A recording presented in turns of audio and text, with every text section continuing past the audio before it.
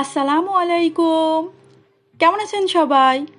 আশা করি আল্লাহর রহমতে যে যেখানেই আছেন সবাই খুবই ভালো আছেন। আবারও হাজির হয়ে গেলাম নতুন একটি রেসিপি নিয়ে। আজকে তৈরি করে দেখাবো জিভে পানি চলে আসার মতো মজাদার একটা মাখার রেসিপি। এটা হচ্ছে কামরাঙ্গা মাখা।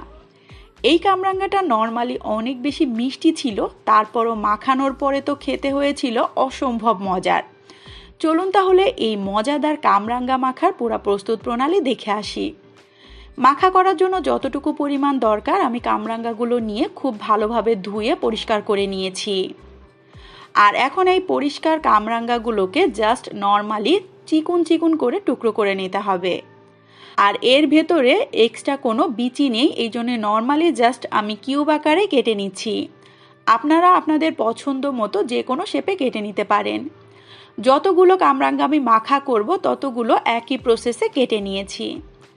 এখন চলে যাব সরাসরি মাখা বা ভর্তা করার মূল প্রস্তুত প্রণালীতে।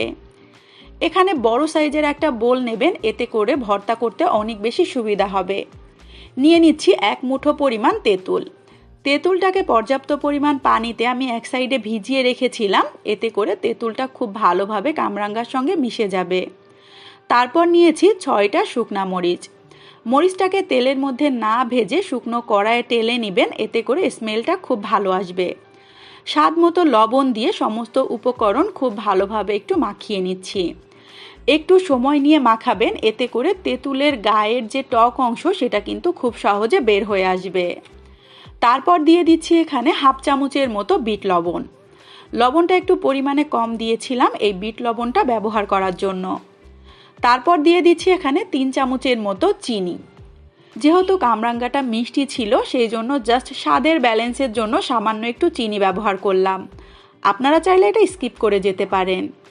তারপর দিয়ে দিচ্ছি এখানে পরিমাণ মতো একটু কাসুন্দি। এখন আবারও সমস্ত উপকরণ খুব ভালোভাবে মিশিয়ে নিচ্ছি। এই মাখাটা দিয়ে আপনারা কিন্তু কামরাঙ্গার পরিবর্তে যে কোনো ধরনের ফ্রুটস মাখা করে খাবেন, সেটাও খেতে বেশ ভালো লাগবে। কামরাঙ্গাগুলো দিয়ে এখন একত্রে খুব ভালোভাবে মিক্সড করে নিচ্ছি। প্রথম অবস্থায় অনেক বেশি মনে হলেও এটা মাখাতে মাখাতে যখন পানি ছেড়ে দিবে তখন দেখবেন পরিমাণে অনেকটা কম হয়ে যাবে।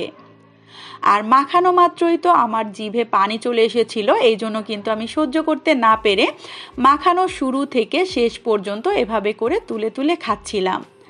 আসলে এতটা বেশি মজা হয়েছে, এভাবে অবশ্যই একবার ট্রাই করে আমাকে কমেন্টে জানাবেন আপনাদের কাছে আসলে এই মাখাটা কেমন লেগেছে।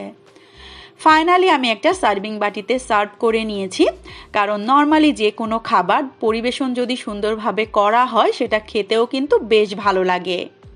নর্মালি এই গরমের মধ্যে এই ধরনের মাখা খেতে কিন্তু বেশ ভালো লাগে।